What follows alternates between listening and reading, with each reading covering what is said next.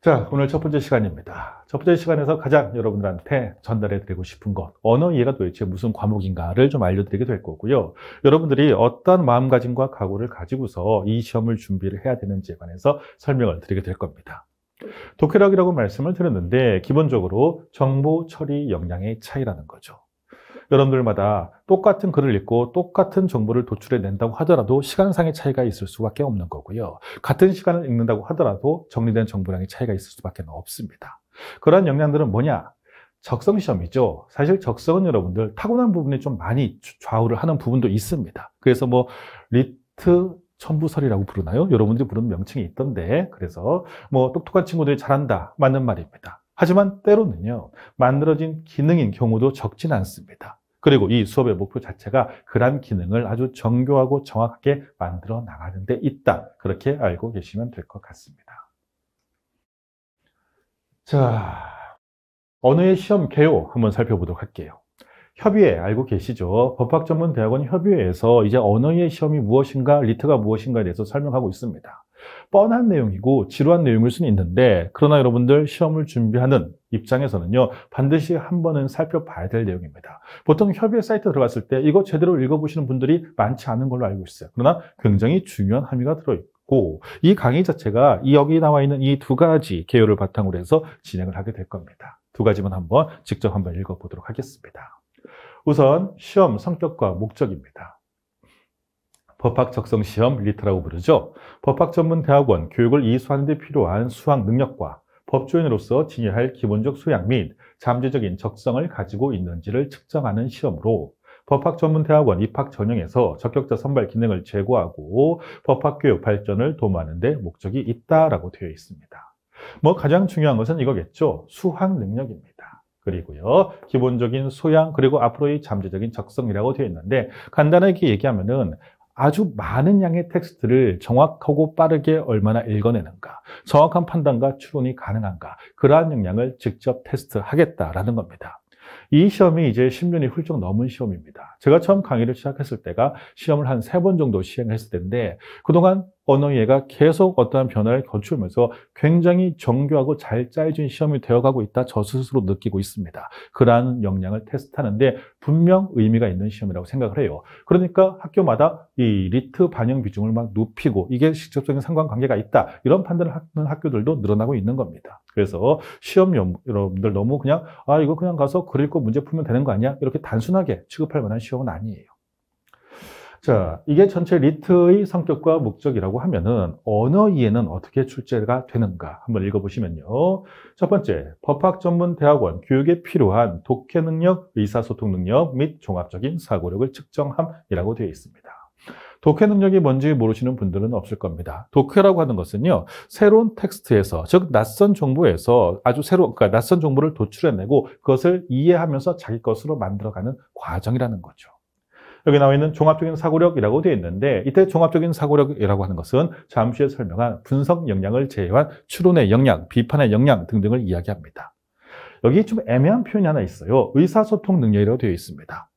이게 봤을 때는 보통 의사소통이라고 하면은 서로 대화하면서 서로의 말을 이해하고 그것을 이끌어가는 능력을 이야기를 해주고 있는 건데, 도대체 글을 읽으면서 무슨 의사소통 능력인가? 이게 와닿지 않을 수는 있는데, 나중에, 그리고 저로 치면은 바로 얼마 전에 학생 3명이서 이제 상담을 왔습니다. 그러면서 올해 이러이러한 문제가 좀 있었는데 뭐가 문제였을까요? 라고 하면서 여학생 3명이 찾아왔었어요. 저번 주 토요일 날. 그러면서 이제 이야기를 나누다가 보니까 이런 말씀을 하시더라고요. 잘하는 친구들을 보면은 글을 읽어가면서 뭔가 대화하는 느낌으로 글을 읽는다라는 말씀을 하시는 분들이 있습니다. 이때 대화하는 느낌이라고 하는 것은 뭐냐면은 맹목적으로 이걸 전부 다 수용하는 것도 아니고요. 읽어가면서 그래서 네가 무슨 말을 하고자 하는 건데, 그러면 앞으로 이런 말을 하겠네 라고 하면서 계속 예측하고 따라가고 속으로 대내면서 글을 읽는 역량 같은 것들이죠. 그럴 때 이제 글의 전개 방향도 우리가 예측이 되고 좀 더 깊이 있게 몰입할 수가 있는 건데, 그런 과정 없이 글과 내 머리가 약간 이격이 된 상태로 글을 읽는 분들이 있습니다. 그런 경우는 읽고 나서도 내가 무슨 글을 읽었는지 잘 남지가 않아요. 그렇기 때문에 이 글과 상호작용하는 과정이 굉장히 중요합니다. 글 읽기가 재미가 있어지면은 그건 여러분들 자연스럽게 될 거예요. 의사소통 능력을 키우기 위해서 뭔가를 해야 된다? 그런 게 필요한 건 아니고 이건 그냥 재미입니다.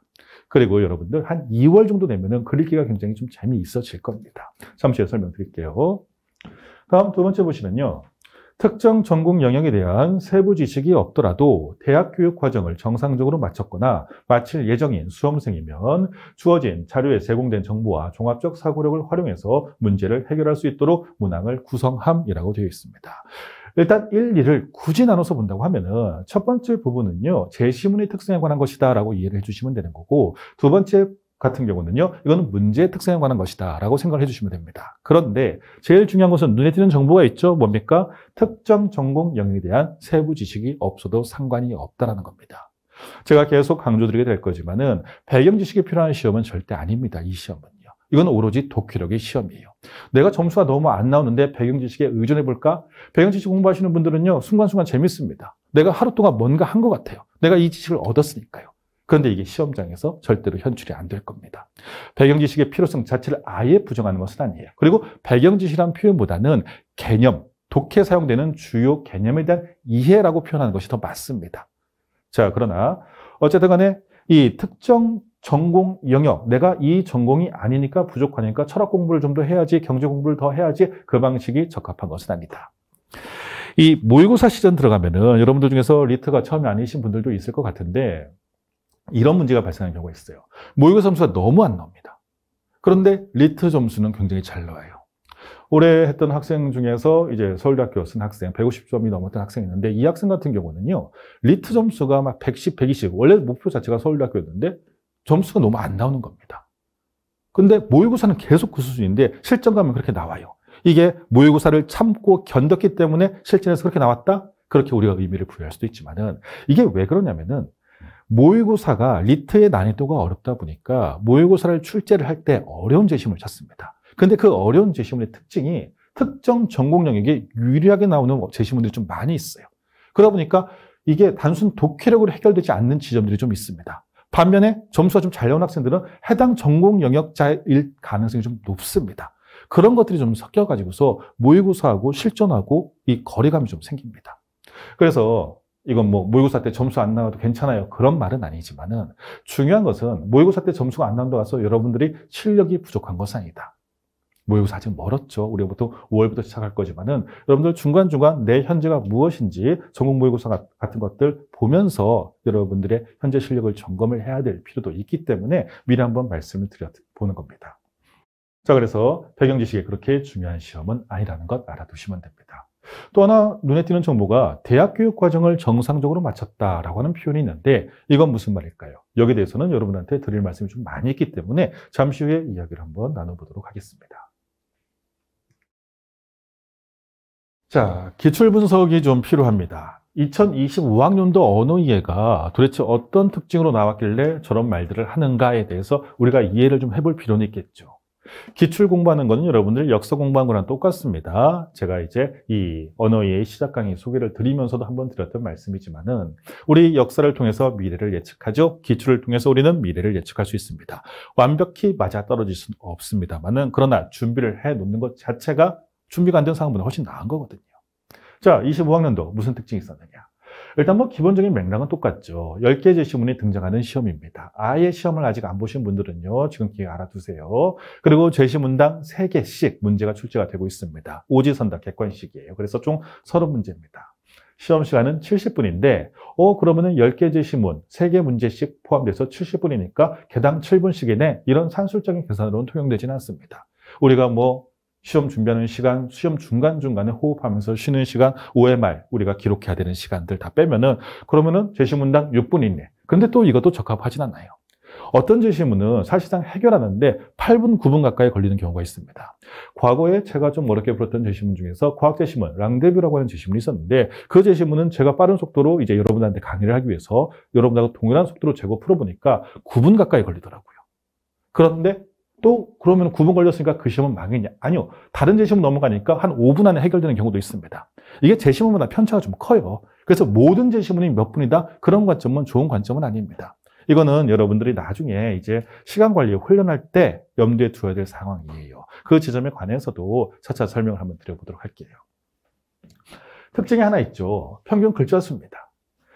이 리트 언어예가 70분 혹은 기존에 있었던 80분 시간 내에 풀기에는 문제의 양도 많고 너무 정보량이 많은 거 아니냐 사실입니다. 그래서 이걸 반영을 해서 문제 숫자도 줄였죠. 2019학년도를 기점으로 해가지고서 문제가 35문제에서 30문제로 줄어버렸습니다. 그리고 글자 수도 계속 줄어나갔어요. 올해 시험 말고 작년 시험 같은 경우에도 이게 꽤 많이 줄었구나. 이게 좀 편해졌구나. 길이로만 봤을 때는요. 그런 생각이 들었는데 올해는 더 줄여버렸습니다. 그래서 작년 같은 경우가 2047자 정도였으면 올해는요, 평균 1972자라고 해서 이제 2000자가 안 되기 시작합니다. 약 70자 정도가 차이가 나죠. 최장 제시문도 약 70자 정도가 차이가 납니다. 보통 긴 제시문이 나오는 특징이 있는데 고전이라든지 혹은 문학비평 이런 부분이 가장 긴 패턴을 취하는 경우가 가장 많이 있기는 해요. 이것도 약 70자 정도가 차이가 나고 있습니다. 그리고 가장 짧은 제시문은 더 차이가 크죠. 올해 과학 제시문, 흡혈기 나오는 제시문이 있었어요. 1563자입니다. 굉장히 짧아요. 그리고 24학년도 들어가면요. 1803자 해가지고서 약 240자 정도가 차이가 났네요. 이만큼 길이가 좀 짧아졌습니다. 그러면 길이가 짧아졌으니까 쉬워진 거냐? 그렇게 얘기하기 어렵고요. 이 난이도의 차이는 사실상 구조의 차이에서 비롯되고 있다. 이렇게 판단하신 것이 맞습니다. 그거 설명드려 볼게요. 일단 어떤 부분에서 출제가 되었느냐라고 했을 때 영역별로 지금까지 나왔던 패턴 자체는 다 지키고 있습니다. 법학에서 출제가 되고요. 철학에서 출제가 되고 과학기술에서 출제가 되고 있습니다. 인문 영역, 문학 비평 영역, 정치 사회 영역, 경제 경영입니다. 이건 뭐 선생님들마다 바라보는 관점이 좀 다를 수 있기 때문에 분류 자체가 조금 바뀔 수는 있으나 제 구분에 의하면 이 구분이 계속 유지가 되고 있다는 것. 출제되고 있는 제시문의 개수도 동일합니다. 법학은 꾸준히 2개 제시문이 출제, 철학도 2개, 그리고 과학기술 2개, 그리고 나머지 제시문 영역에서 하나씩 출제가 되었죠. 이렇게 바라보면은 올해 법학은 배아보호법 1개가 출제되었으니까 줄은 건가요? 아닙니다. 사실상 철학 보시면은 여기 플라톤, 변론, 그리고 크리톤 이야기 나오고 있는데 이거는 법학과 철학이 결합된 유형이에요. 그리고 뉴게이트 소설이라고 해서 문학 영역 자체도 법학과 융합된 형태. 그리고 정치사회에서 사법심사라고 하는 제도에 관한 것도 법학과 결합된 형태로 출제가 되었기 때문에 법학은 사실상 늘으면 늘었지 준 거라고 보기는 어렵습니다.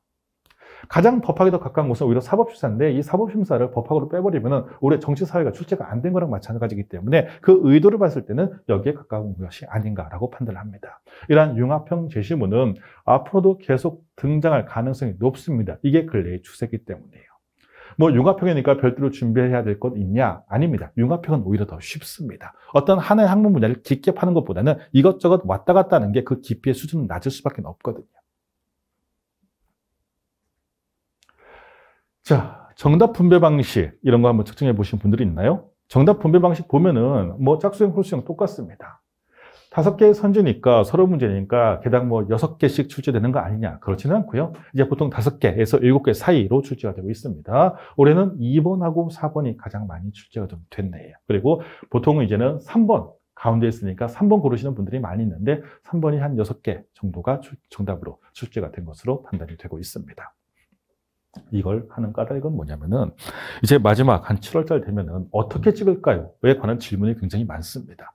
그러면서 어떤 분들은 전체 OMR 카드를 체크한 다음에 정답 분배 비율로 봐서 가장 적은 것을 믿는 것이 낫지 않을까요? 이렇게 질문하시는 분들이 있어요. 과학적으로는 맞죠. 그러나 굉장히 중요한 전제가 하나 깔려있죠. 뭡니까? 다른 선지들을 내가 다 맞췄다라고 하는 전제가 있어야죠.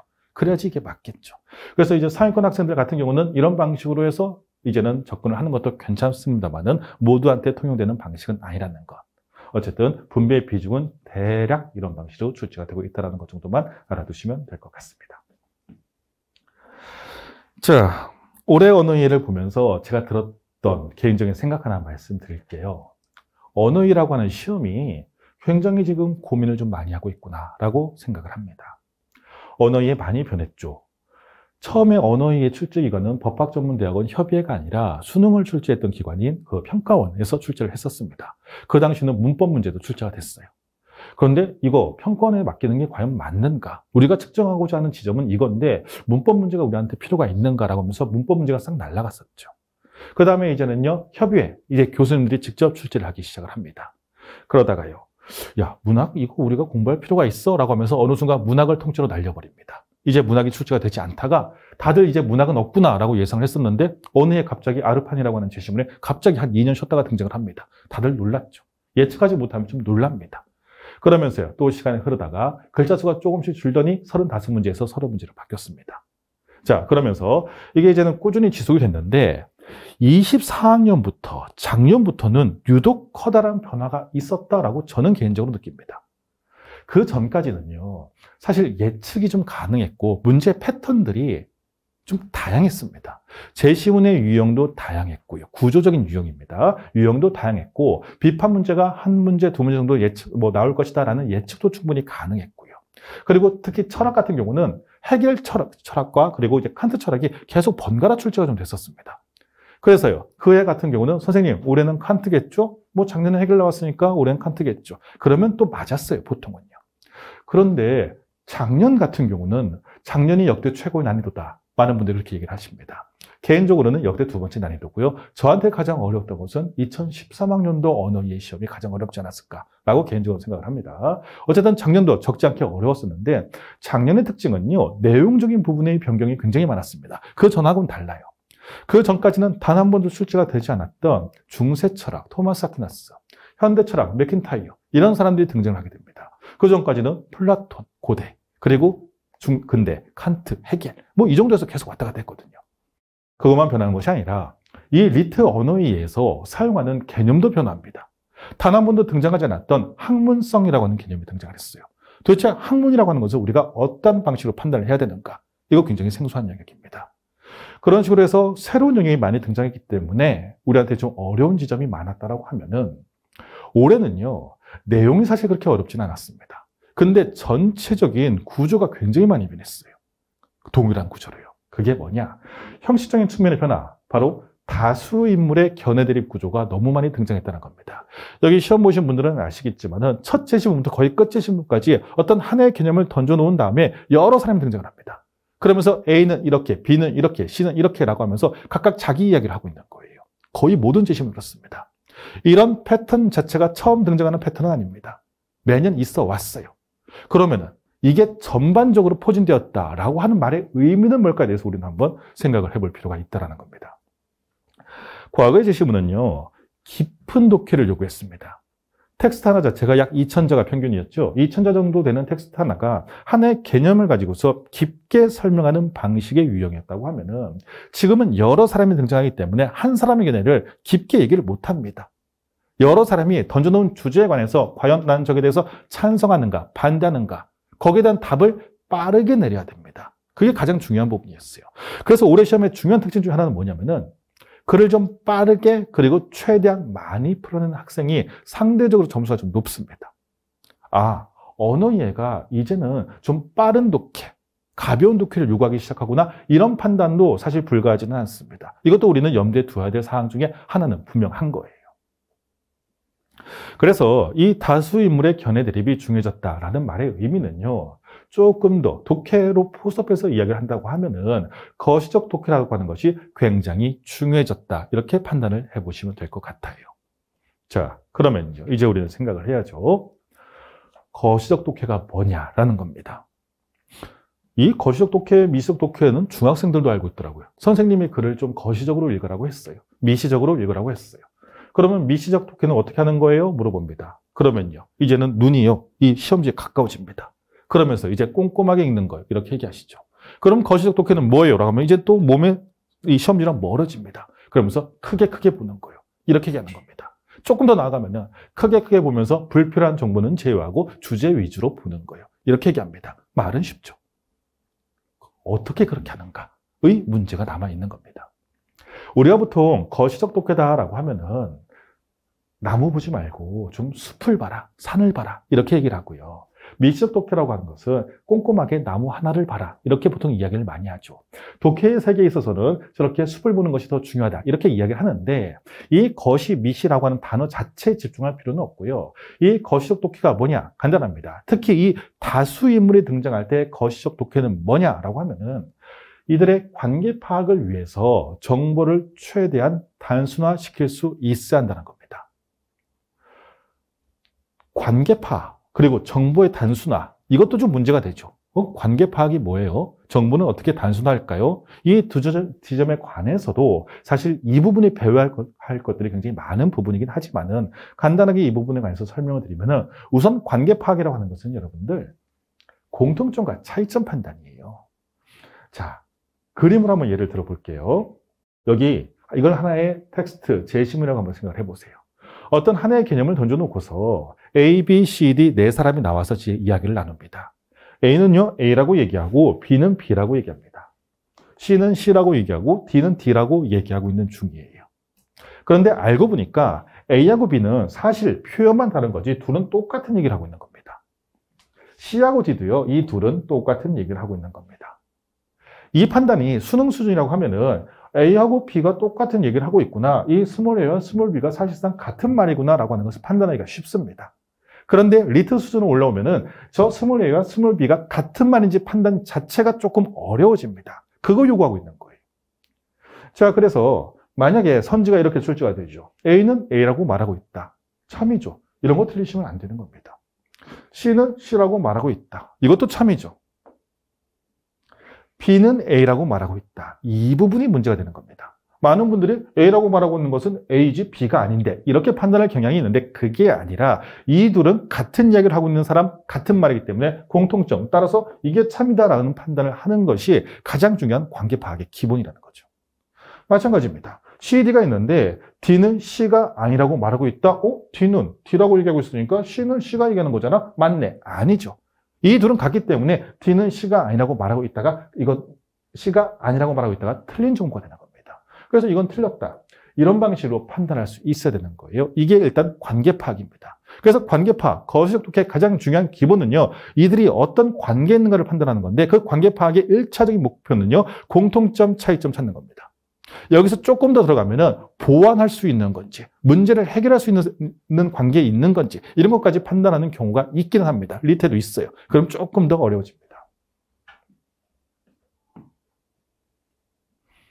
자, 그럼 정보의 단순화는 뭐냐? 하나의 문장을 읽었을 때 모든 내용이 다 중요한 것은 아닙니다. 우리는요, 지금 읽는 문장 안 어려워요. 한번 읽어볼까요? 공공미술이란 개념 설명하죠. 공개된 장소에 설치되고 전시되는 작품으로서 공중을 위해 제작되고 공중에 의해 소유되는 미술품을 의미한다. 지금 이 자리에 계신 분들 중에서 이 문장의 의미를 모르시는 분들은 없을 겁니다. 충분히 이해할 거예요. 그런데 이런 문장들이 점점점 난이도가 이제 높아지기 시작하겠죠. 그리고 무엇보다도 이 말이 무슨 말인지 대강 알아보다는 우리는 앞으로 계속 어떤 방식으로 문제를 풀어나갈 것인가, 문제를 제대로 풀기 위해서 어떻게 정보를 처리할 것인가에 대해서 계속 우리는 고민을 좀 해야 됩니다. 따라서 문장에서도 이런 부분이 문제로 나오겠구나라는 판단을 해가면서 정보의 중요도를 결정을 해주셔야 되는 건데, 그럼 어떤 정보가 중요하냐? 지금 제가 흰색으로 표현한 것이 정보의 가치입니다. 가장 정보가로서 높은 가치가 있는 것은 이 문장은 지금 공공미술이 뭔지를 설명을 해주고 있잖아요. 그러니까 이 개념이 가장 중요한 겁니다. 그리고 가장 중요한 개념은요, 보통 그 표현 안에 가장 중요한 점을 갖고 있기 때문에 공이죠. 따라서 공개라고 하는 단어, 공중이라고 하는 단어. 이 정보가 가장 중요한 겁니다. 따라서 이 문장을 읽고 났을 때 이 문장 요약해봐 라고 하면은 공공미술은 공중에게 공개된 것이야. 끝. 이러면 되는 거거든요. 그런데 여기서 조금 더 들어가서 이 하고자 하는 말을 조금 더 세심하게 살펴본다고 하면 또 의미가 있는 정보가, 제작 자체가 공중이 제작하는 건 아니고 공중을 위해서 제작되는 거구나.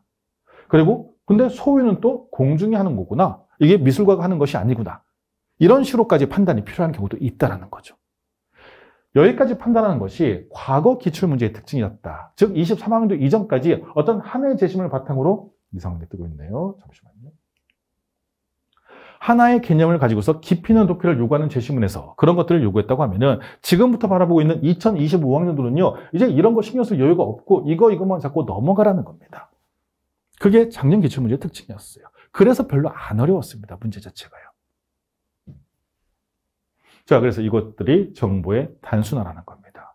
하지만은 고득점을 원하는 학생들이라고 하면 여기까지는 찾아내면서 정리를 해나갈 필요도 있습니다. 자, 그래서 언어위에는 이제 25학년도가 저랬으니까 그러면 이제 앞으로 나는 거시적 독해 위주로 준비를 해야지. 이러면 또 큰일 나겠죠. 말씀드렸듯 언어위에 계속 변합니다. 작년에 유독 난이도가 높았기 때문에 앞으로 이런 패턴으로 등장할 것인가. 어떤 분들은 이제 중세 철학에 등장했으니까 그래도 토마스 아퀴나스 정도는 공부를 좀 따로 해야지. 지식에 집중하시는 분들은 또 그런 분들도 있습니다. 현대 철학자 중에서 유명한 사람들이 누가 있을까? 이것도 공부를 좀 해봐야지. 라고 하면서 그 패턴에 맞춰서만 준비를 했다라고 하면은 올해 유형에는 대응을 못 하시죠. 계속 변화할 겁니다. 찾기 전까지. 제가 이런 말을 들을 위치에 있지는 않습니다만은 저는 개인적으로 올해 언어 이해가 좋은 시험이라는 생각은 사실 하지는 않습니다. 작년에도 똑같았어요. 이 12월부터 거의 대부분 따라오시죠. 7월까지 여러분들을 계속 상담하고 보면서 이 학생의 수준이 어느 정도인지는 제가 잘 알고 있습니다. 그리고 대략 예측되는 점수가 있는데 올해는 그런 경향이 좀 있어요. 매년 그런 경향이 있긴 하지만은 유독 더 잘해야 될 친구들이 더 이상 못 올라가고 점수대가 그 정도가 되지 않는데 이 점수가 올라와서 사실상 구분이 잘 안 됩니다. 변별력 차이가 좀 많이 없어진 시험이 아닌가라는 생각을 개인적으로 하기는 합니다. 그래서 이런 것들에 대한 고려까지 반영을 해서 아마도 언어 이해는 계속 변하게 될 겁니다. 그렇기 때문에 우리는 이제 언어 이해가 이러한 거시적 독해에 대한 관심도가 높아졌다라는 것을 전제로는 하되 계속 그 변화 유형에 대응을 해 나가야 되고 그렇다면 앞으로 어떻게 변할 것인가? 이건 사실 예측이 어렵습니다. 올해 문제들이 이런 식으로 출제가 될 거라고는 아무도 예상 못했을 거예요. 결국 우리한테 필요한 것은 뭐냐? 이 시험의 본질 자체가 글을 읽고 문제를 푸는 거죠. 따라서 독해 자체를 그냥 잘하면 되는 겁니다.